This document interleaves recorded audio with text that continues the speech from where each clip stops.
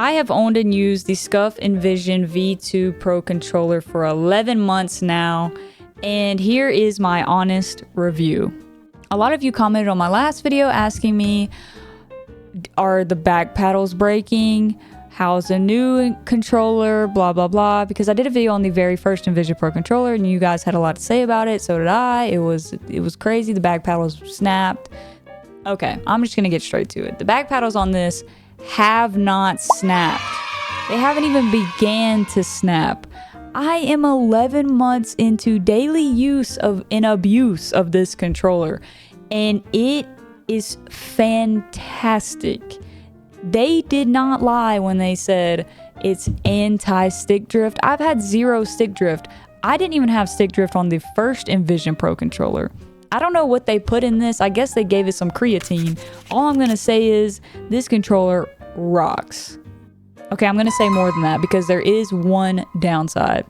This is one thing that has kind of made me frustrated with owning this V2 controller. See, the very first Envision Pro, the frustrating thing about that one was that the back paddles literally snapped after using it for a few months. And I owned it for a year and it lasted for a year, but I had to duct tape the back paddles on. So let me just say, this controller, the downside about that is nothing, or about this, is nothing compared to the first controller. The first controller, back paddle snapping, that's like worst case scenario, besides the fact like maybe if it like didn't work at all.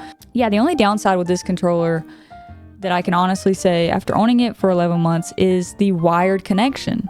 In my mind, even if the wireless works so well, I'm like, I just have to have a wired connection. It just makes me feel wired. My controller's wired, then my gameplay's wired, I'm wired, you know what I mean? So basically, the only downside that I have is that with the wire that it came with, this is not the wire that it came with, but with the wire that it came with, if I moved it at all back and forth, if I was in my chair and I'm holding the controller down, you know, in my chair playing, you can't see what I'm doing, but if I'm holding it down and I move my chair or make an adjustment or stand up to go get something to drink and I put the controller on the desk and I walk away, I come back, it's disconnected. And this happened 2 weeks ago. So I've had this controller for 11 months and this only started happening 2 weeks ago. So if that tells you anything, this controller is fantastic. However, it was disconnecting on me. And I was getting so mad because when it would disconnect, I would be playing Fortnite, right?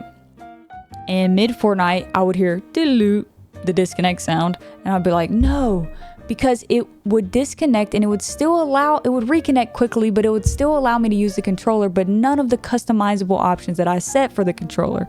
And my muscle memory for Fortnite with this controller is completely shot. If I don't have my buttons that I mapped, because I use all the back paddles and the side paddles. And so when it would disconnect, my Fortnite, it just wouldn't compute anymore with the controller software and it was shot. It was done. It didn't work. I had to restart my PC, restart my game, and let it connect just for it to disconnect again. So I got really frustrated with it, but guess what? All I did to fix it was replace the wire. So I'm thinking the wire that it came with, maybe it's just too heavy. Okay, so I went and grabbed the wire. So can you see how thick this is? How long this is?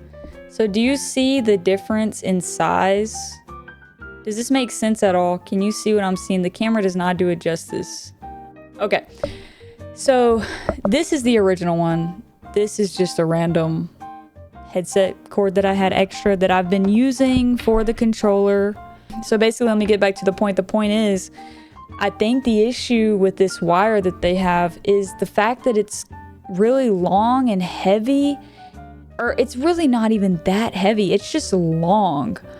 And whenever I was moving, you know, sitting in my chair, readjusting, I think it would just get pulled too much and it would literally come out of the controller a little bit and it would disconnect the controller mid gameplay, which, like I said before, then caused my Fortnite to not compute the controller anymore, and then the settings were screwed, and then I had to restart to get all my mappings back so I could play the game and restart the game and blah blah blah.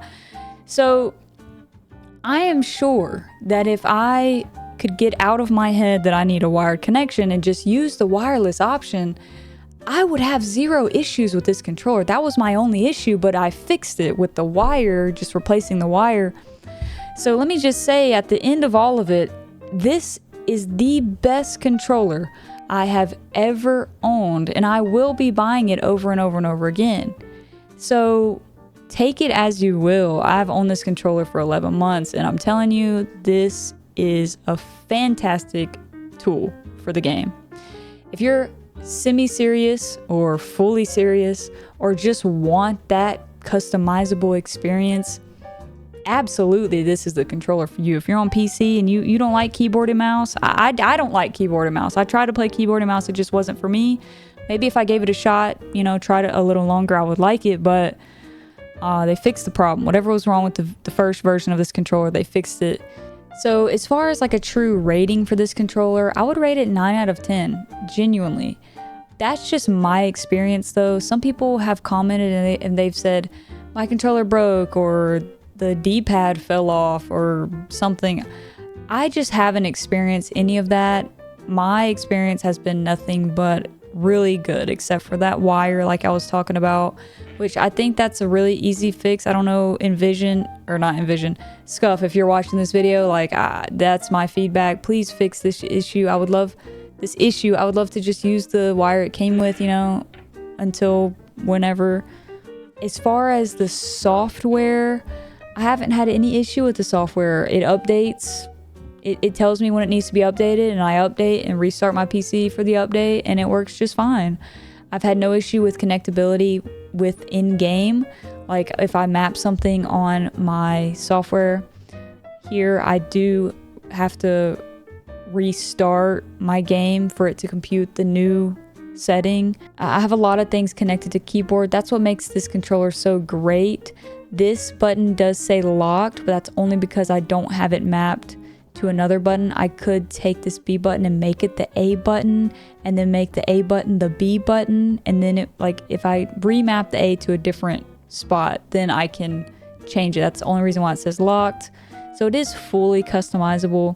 Someone did make a comment on the last controller that when they use it wirelessly, they can't have all the, like, they can't fully customize the A button. They wanted the A button to be their analog stick. And all I have to say for that is, if you're using a keyboard, try using your keyboard as all of your buttons, if you can do that. Like, if that makes sense. Like, maybe map your analog stick to spacebar on your, try that. I don't know. Y'all comment down below if you have any helpful information for that. Like I said, no issue with the software. Just the issue with the wiring. But we fixed that by replacing the wire, and I haven't had that trouble, or I haven't had that disconnection since. I genuinely think it was the length of it just getting pushed, and I'm telling you, it didn't have to be moved a lot. It was like barely I would move it, and it would just disconnect the controller. And I think this was just too heavy, too thick, and not bendable enough. So if that makes sense, like when it was plugged in and it was sitting in my lap, it would just get tugged or pulled, and it would literally come out just like so. Like, imagine this is like, it would just pull up or down because it's so thick here.